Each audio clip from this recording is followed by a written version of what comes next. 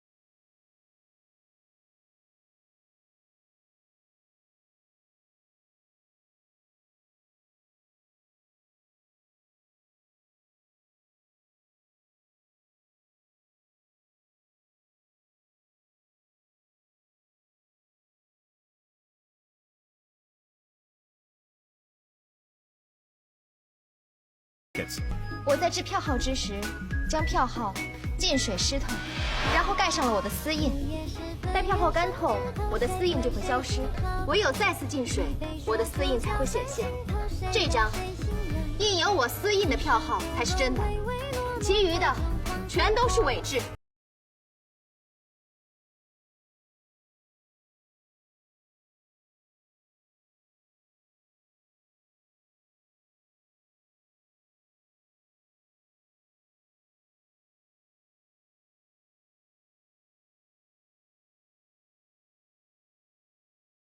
Then the couple left together. After all these experiences, Miss Sue has a new view of her husband. If it weren't for Ning Yi's help, she won't go so smoothly.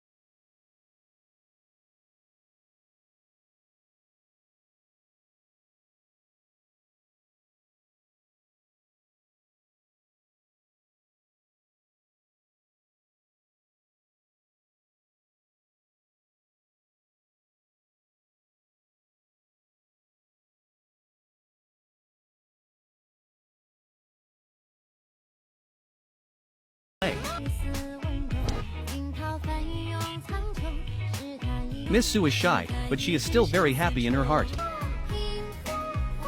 In ancient times, the status of a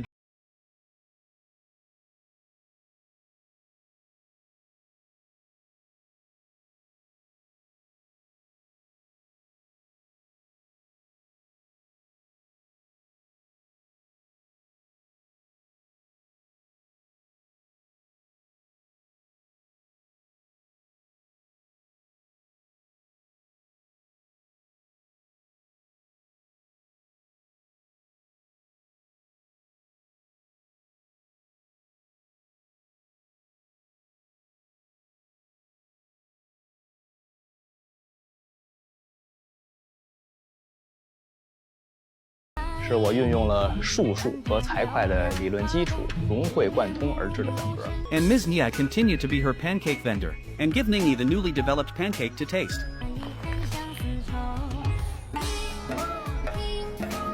But